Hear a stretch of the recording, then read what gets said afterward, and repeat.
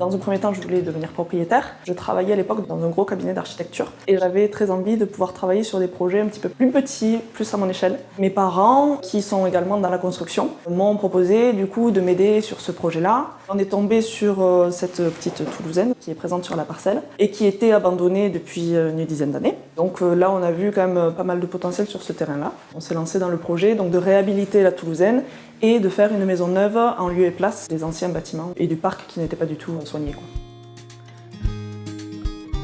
On était sur une parcelle qui était très contrainte, premièrement par sa dimension, le fait qu'elle soit entre deux rues. Sur une des deux voies, on avait un plan d'alignement. En se positionnant en limite de propriété, on ne pouvait pas créer de fenêtres sur les mitoyens, sur les voisins.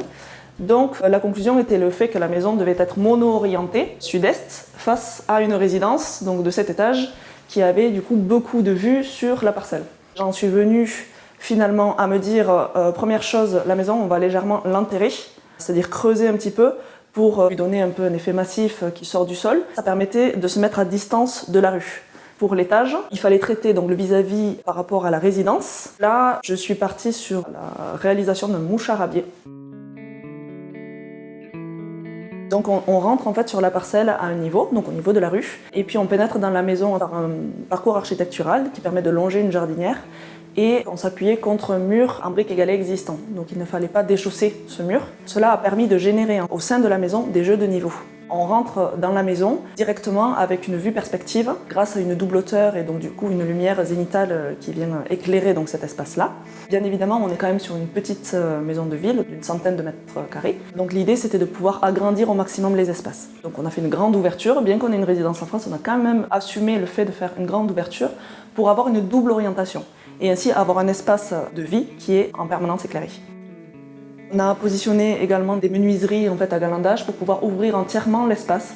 Et on a créé une cour, ce qui fait que réellement l'été, quand on ouvre entièrement, on double la surface de vie et on ressent vraiment cette différence-là. Les constructions en briques foraines, c'est finalement des petits modules assemblés et du coup ça donne une certaine échelle au bâtiment. Et pour moi, c'est ce qui caractérise les Toulousaines. Je me suis interrogée sur la manière de réinterpréter cette caractéristique propre à Toulouse pour créer une cohérence réelle entre le bâti ancien et la construction neuve. Et c'est justement cette volonté de réinterprétation de la mise en œuvre de la brique foraine qui m'a inspirée dans le choix du module, de l'esthétique du mouchard à biais.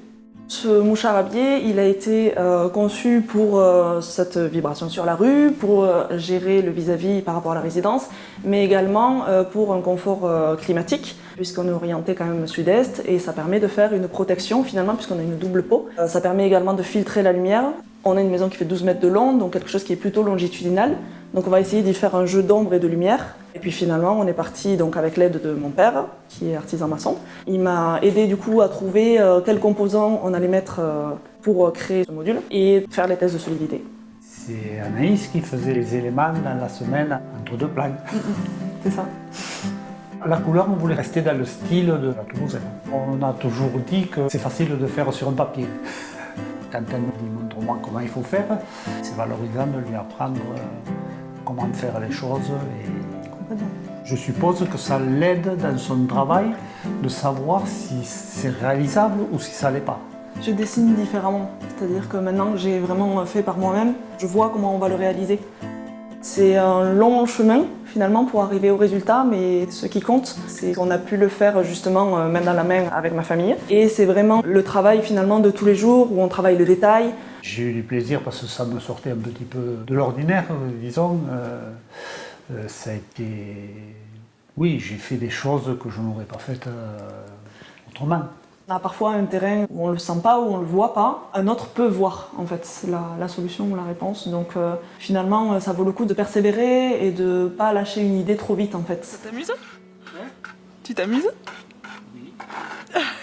C'est le fait de réduire en fait, la distance entre la pensée et la main qui fait que c'est une satisfaction très, très importante. Et donc oui, j'ai pris beaucoup de plaisir à réaliser ce projet.